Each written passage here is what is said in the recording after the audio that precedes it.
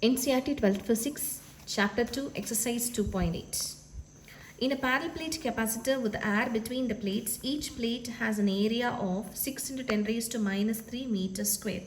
So, ரெண்டு parallel plate capacitor இருக்கு, okay, அந்த area வந்து 6 into 10 raised to minus 2 meters square. So, given பார்த்தோம் அப்படின்னா, given is what? Area A is equal to 6 into 10 raised to minus 3 meters square. And the distance between the plates is 3 mm. So distance D is what? 3 into 10 raised to minus 3 meter. Mm வந்து நான் மாத்திடுறேன். Now what they are asking, calculate the capacitance of the capacitor. They are asking the capacitance of the capacitor எவ்வளோ இருக்கும்? C வந்து எவ்வளோன்னு கேட்குறாங்க. இப்போ ஏர்ன்னு சொல்லிட்டாங்க நம்மளோட கொஸ்டினில் in a parallel plate capacitor with airன்னு சொல்லிட்டாங்க. நமக்கு ஆக்சுவல் ஃபார்முலா என்ன தெரியும்? Epsilon naught A by D, இங்கே கேன் இருந்திருக்கும், இந்த கேங்கிறது ஒன்னு போட்டிருப்பேன் ஏர் இன் டேர்ம்ஸில். So my formula is what? C is equal to epsilon naught A by D. What is epsilon value? 8.854 into 10 raised to minus 12, and what is the area? 6 into 10 raised to minus 3 divided by 3 into 10 power minus 3. Okay, so minus 3 10 power minus 3 10 power minus 3 cancel ஆகும், 6 by 3ல இங்கே 2 வரும். So இந்த 8.854ல் நான் 2 மட்டும் multiply பண்ணால் போதும். So 8 10 17 this one. So 3 decimals தள்ளி வைக்கிறேன், 3 decimal points. So I'm getting a 17.708 picofarads. Okay, so இதுதான் எனக்கு ஃபஸ்ட்டு ஒரு கொஸ்டினாக கேட்டிருக்கிறதோட answer. Calculate the capacitance of the capacitor. Now if this capacitor is connected to 100 volt, இப்போ கெப்பாசிட்டர் சிம்பிள் நம்ம என்ன பார்த்துருப்போம், இப்படி பார்த்துருப்போம். ஓகே, ஸோ இப்போது இது 17.708 பிகோஃபேரட்னு கண்டுபிடிச்சிருக்கோம். இந்த கெப்பாசிட்டரை நான் ஒரு 100 வோல்ட் சப்ளை கூட நான் கனெக்ட் பண்ணியிருக்கிறேன். Now they are asking what is the charge on each plate of the capacitor. Okay, இப்போ இந்த கெப்பாசிட்டர்ஸில் சார்ஜ் வேல்யூ எவ்வளோன்னு கேட்குறாங்க, அவ்வளோதான். ஸோ நமக்கு சார்ஜ் Q ஃபார்முலா என்ன தெரியும்? C into V. சியோட வேல்யூ என்ன? 17.708 into 10 power minus 12, and voltage எவ்வளோன்னு பார்த்தோம்? It is 100 volt. So just நம்ம மல்டிப்ளை பண்ணும்போது you will be getting 17.708 into 10 power minus 10, and what is the unit? It is coulomb. Okay, so இப்போ எனக்கு இது நான் டெசிமல் பாயிண்ட், ஒரு டெசிமல் பாயிண்ட் இங்கே வைக்கிறேன் அப்படின்னா I'll be getting 10 power minus left side போட்டு, ஸோ ஒன்று ஆட் பண்ணணும், so it is minus equal. So this can be approximated as 1 into 10 power minus 9, இல்லைனா 1.77, இல்லைனா 1.8 அப்படி கூட நம்ம போட்டுக்கலாம். ஸோ இப்போதைக்கு நான் இப்படி போட்டுக்கிறேன். Okay, so charge I'm getting a spots this much. So இங்கே கேட்டிருக்கிறதுக்கு இதுதான் answer. Okay, what is a charge கேட்டிருக்காங்க, வாட் இஸ் அ கெப்பாசிட்டர். இப்போது இதே கொஸ்டினுடைய ரிசல்ட்ஸ் தான் 2.9ல் இருக்குது. So what is a 2.9 question is, explain what would happen if the capacitor given in the exercise 2.8 a 3 mm thick mica sheet dielectric constant 6 were inserted between the plates கேட்குறாங்க. நமக்கு already என்ன பார்த்துட்டோம், ஒரு கெப்பாசிட்டரில் ஏர் இருந்துச்சு, அந்த distance 3 mm இருந்துச்சு. Okay, இப்போ இந்த ஏருக்கு பதிலாக என்ன இன்சர்ட் பண்ணுறாங்க? மைக்கா இன்சர்ட் பண்ணுறாங்க. ஸோ இந்த சியோட ஃபார்முலா என்ன வரும்? K epsilon naught A by டின்னு இருக்கும், அதாவது சி டேஷ். அப்போ இது சின்னு வருமா? ஸோ நான் ஓகே, ஸோ கிவன் என்ன எழுதிக்கலாம்? கே இஸ் ஈக்குவல் டு 6ன்னு எழுதிக்கலாம் இப்போ. Okay, and C dash is equal to what? K into சின்னு தெரியும். நம்ம பழைய ஆன்சரில் என்ன பார்த்துருப்போம்? C is what? C உடைய வேல்யூ என்னன்னு பார்த்தோம்? C is equal to 17.708. So C is what? 17.708 picofarad. So then approximate பண்ணிக்கிறேன். Okay, 17.71 picofarad ன்னு போட்டுக்கிறேன். Okay, so இதெல்லாம் தான் given. Okay, சரி, இப்போ இதெல்லாம் இன்சர்ட் பண்ணியாச்சு. நான் வந்து C டேஷ் கண்டுபிடிக்க போகிறேன். ஸோ C டேஷ் என்னவாயிடுது? 6 into 17.71 into 10 raised to minus 12. So 17.71 into 6 போட்டேன் அப்படின்னா 42 46, இது ரெண்டு டெசிமல் தள்ளி வச்சுன்னா 106.26 picofarad. இதுதான் எனக்கு கிடச்சிக்கக்கூடிய நியூ கெப்பாசிட்டன்ஸ் வேல்யூ. ஸோ எனக்கு இதுக்கு முன்னாடி கிடச்ச கெப்பாசிட்டர் வேல்யூ என்ன 17.71. இப்போ மைக்கா ஷீட் இன்சர்ட் பண்ணணும்னு அந்த கெப்பாசிட்டன்ஸ் வேல்யூ எனக்கு கூடிடுச்சு, 106.26 கிட்ட ஆயிடுச்சு. ஓகே, இப்போது அதே question, while the voltage supply remained constant. எனக்கு அப்படி நான் என்ன பண்ணுறேன், மைக்கா ஷீட்டால் ரீப்ளேஸ் பண்ணுறேன். எனக்கு ஆல்ரெடி இந்த கொஷினில் பார்த்துருப்போம், இப்படி வோல்டேஜ் சப்ளை இங்கே இருக்கிற மாதிரி பார்த்துருப்போம். இப்போ எனக்கு கெப்பாசிட்டன்ஸ் இவ்வளோ வந்துடுச்சு, அதே டைம் என்னோட வோல்டேஜும் அதே தான் இருக்குதுன்னு சொல்கிறாங்க. ஆனால் கெப்பாசிட்டன்ஸ் மாறிடுச்சு, வோல்டேஜ் இருக்குது சேம் 100 வோல்ட். அப்போ கண்டிப்பாக சார்ஜ் என்னவாகும், கண்டிப்பாக ஏதாவது டிஃப்ரென்ஸ் இருக்கும். ஸோ சார்ஜோட வேல்யூ நம்ம கேல்குலேட் பண்ணலாம். ஸோ சார்ஜ் Q டேஷோட வேல்யூ என்ன இருக்கும், C டேஷ் இன்ட்டு விஆர் இருக்கும். இப்போ சியோட வேல்யூ என்ன 1.106 இன்ட்டு 26 இன்ட்டு 10⁻⁻12 இன்ட்டு 100 இருக்கும். ஸோ Qவோட வேல்யூ 106.26 இன்ட்டு 10⁻⁻10 கூலும்.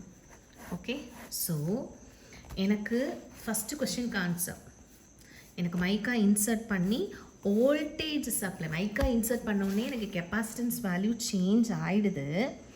அதே டைம் வோல்டேஜ் சப்ளை சேமாக இருந்துச்சுன்னா என்னோடய சார்ஜுடைய வேல்யூ என்னவாகுது, சேஞ்ச் ஆகுது. ஏன்னா இதுக்கு முன்னாடி இந்த சார்ஜ் வேல்யூ நமக்கு என்ன கிடச்சிருக்குன்னா 1.771 10⁻⁻9 கிடச்சிருக்கும். ஓகே, இப்போ அதே இது எனக்கு மாறிடுச்சு, இதுதான் சொல்ல வராங்க. ஓகே, இப்போது அதே கொஸ்டின், எனக்கு வோல்டேஜ் சப்ளை, அதாவது நான் ஒரு கெப்பாசிட்டர் வந்து ஆல்ரெடி கனெக்ட் பண்ணியிருக்கிறேன்.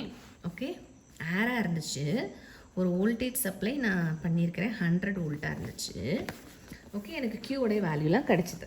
இப்போது அதே டைம் என்ன பண்ணுறேன், இந்த கெப்பாசிட்டன்ஸை தூக்கிட்டு மைக்கா இன்சர்ட் பண்ணிவிட்டு இந்த வோல்டேஜ் சப்ளையை நான் டிஸ்கனெக்ட் பண்ணிடுறேன். After the supply was disconnected. Okay, so இப்போ என்ன ஆகும்னு கேட்குறாங்க. So B question. Okay, B கொஸ்டினில் எனக்கு இப்போ வோல்டேஜே இல்லை, வோல்டேஜ் தூக்கிட்டாங்க, வோல்டேஜ் சப்ளை வோல்டேஜ் இல்லை. ஆனால் கண்டிப்பாக என்ன இருக்கும், ஒரு பொட்டன்ஷியல் இருக்கும், அந்த இந்த கெப்பாசிட்டருக்கு அக்ராஸில் ஒரு பொட்டன்ஷியல் இருக்கும். அது எவ்வளோங்கிறத நம்ம கேல்குலேட் பண்ணலாம். எப்படி, V is equal to what, Q by C. இதுதான் formula, Q by C. V is equal to Q by C. Okay, இப்போ Q என்னவாக இருக்கும்னு நம்ம பார்க்குறோம். இந்த Q டேஷ் எப்படி வந்துச்சு, எனக்கு வோல்டேஜ் வந்து 100 வோல்ட்டாக இருக்க போய் நான் கண்டுபிடிச்சேன். இப்போது இந்த Qவாக எங்கே இருக்கும், கண்டிப்பாக கிடையாது. ஏன்னா இந்த Q எப்படி வருது, வோல்டேஜ் வந்து எனக்கு என்ன ஆகுது, டிஃப்ரெண்ட்டாக இருக்குது. 100 வோல்ட்டாக இருந்தால் தான் எனக்கு Q இது. இப்போ வோல்டேஜ் சப்ளையே இல்லை, அப்போ இந்த Q என்னவாக இருக்கும், நம்ம ஃபஸ்ட்டு கண்டுபிடிச்சோம்ல Q, இந்த சார்ஜ் Qவாக தான் இருக்கும். ஓகே, அதாவது எனக்கு ஏர் இருக்குது, மைக்கால் அப்படி இல்லாமல் இன்சர்ட் பண்ணி வச்சுருக்காங்க. ஓகே, சப்ளை வோல்டேஜை நான் எடுத்துட்டேன் அப்படின்னா, இப்போ எக்ஸாம்பிளுக்கு எனக்கு நான் ஒரு பேட்டரியை நான் சார்ஜ் பண்ணிக்கிட்டே இருக்கேன். ஓகே, பவர் பேங்கை நான் சார்ஜ் பண்ணுறேன், 100% ஆகிடுச்சு, இல்லைன்னா 70% இருக்குது. இப்போ நான் பேட்டரியை ரிமூவ் பண்ணிடுறேன், அப்போ எனக்கு சார்ஜ் என்னவாக இருக்கும், அதே 70 தானே இருக்கும். கொஞ்சம் லேட்டாக போனால் தான் நமக்கு என்ன ஆகும், கொஞ்சம் கொஞ்சமாக குறைஞ்சி போகும். ஸோ என்னோடய சார்ஜ் என்னவாக இருக்குது, சப்ளை கொடுக்கலை அப்படின்னா எனக்கு இதுக்கு முன்னாடி இருந்த சார்ஜ் தான் இருக்கும், எந்த சேஞ்சஸும் இருக்காது. ஸோ Qவுடைய வேல்யூ என்ன எடுத்துக்கணும், ஃபஸ்ட்டு கிடச்ச வேல்யூ, அதாவது 1.771 into 10 raised to picofarads. கரெக்டா, 10 raised to -9, sorry 10 raised to -9 கிடச்சிருக்கு. Q is what, 1.77 into 10 raised to -9 divided by, இப்போ இதுக்கு என்ன கெப்பாசிட்டர் போடணும், மைக்காக்குள்ள கெப்பாசிட்டன்ஸ் நம்ம இப்படி கேல்குலேட் பண்ணியிருக்கோம்ல, இதுதான் போடணும்.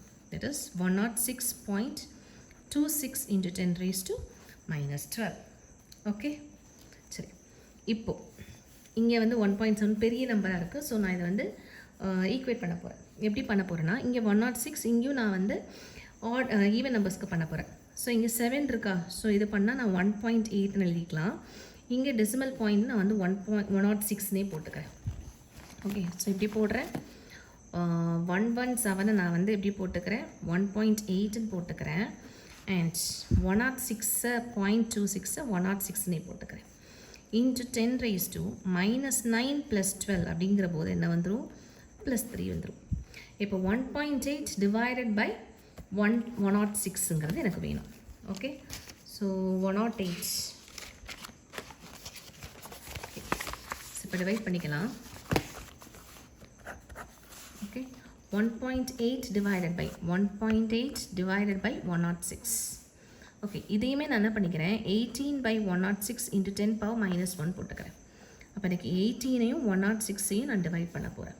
ஓகே, இப்போ அதுக்கு முன்னாடியுமே நம்ம என்ன பண்ணிக்கலாம்னா கேன்சல் பண்ணிக்கலாம். எப்படி 18ஐயும் 106 2வால் போட்டோம் அப்படின்னா இங்கே 9 வரும், நெக்ஸ்ட் இங்கே என்ன வரும் 53 வரும். ஓகே, ஸோ இப்படி போட்டுக்கலாம். So divided by 9 by 53. இப்போது டெசிமல் 9 இருக்குது, என்ன இது இருக்குது. ஸோ டெசிமல் பாயிண்ட் வச்சுட்டு 0 போடுவோம். அண்ட் 1 போட்டால் 53, 7 and 37 வரும். ஏன்னா இங்கே பாரோ பண்ணும்போது இப்படி வந்திருக்கும். அண்ட் அகெயின் போகாது, ஸோ 0 போடுறேன். இப்போ 53 into 7 போட்டேன் அப்படின்னா 371 வருது. அப்போ கண்டிப்பாக எனக்கு 53 into 6 தான் போடணும். ஸோ 6 போட்டேன்னா 318 வருது. ஸோ 6 போட்டால் 318. ஸோ சப்ட்ராக்ட் பண்ணாக்க எனக்கு 52 வருது. அகெயின் இங்கே 0 போடுறேன். இங்கே 53 இருக்குது. அப்போ ஆப்வியஸாக இது என்ன தான் வரும், 9 வரும். So what is my answer here? அதாவது நம்ம இங்கே டிவிஷன் பண்ணதில் ஆன்சர் என்ன கிடச்சிருக்கு, எனக்கு 18 இதுன்னு தான் நான் என்ன பண்ணேன், இது வந்து 18 into 10 power minus 1 போட்டேன். இந்த 18ஐயும் 106ஐயும் நான் கேல்குலேட் பண்ணும்போது 9 by 53 ஆச்சு. இப்போ 9 by 53யோட வேல்யூ என்ன, 0.169 கிடச்சிருந்து.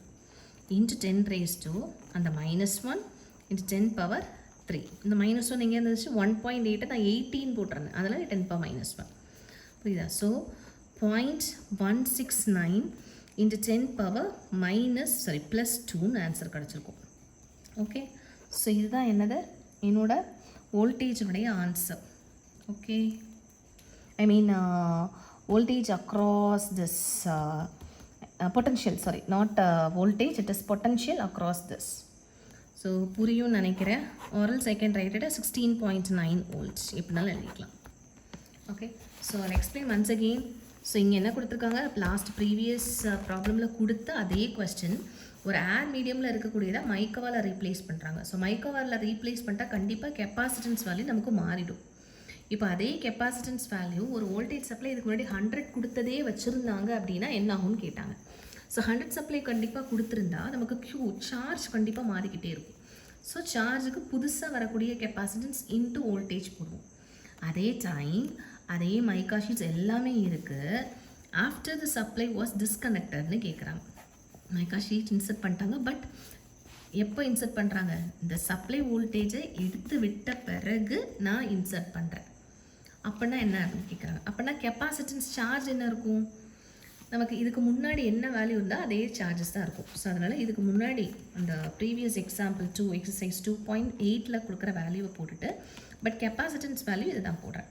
ஸோ இது சால்வ் பண்ணும்போது ஐ எம் கெட்டிங் எவ்வளோ வோல்டேஜ் கிடைக்கிது, ஐ மீன் எவ்வளோ பொட்டன்ஷியல் கிடைக்கிது அப்படின்னா இட் இஸ் 16.9 வோல்ட் கிடைக்கிது. ஓகே.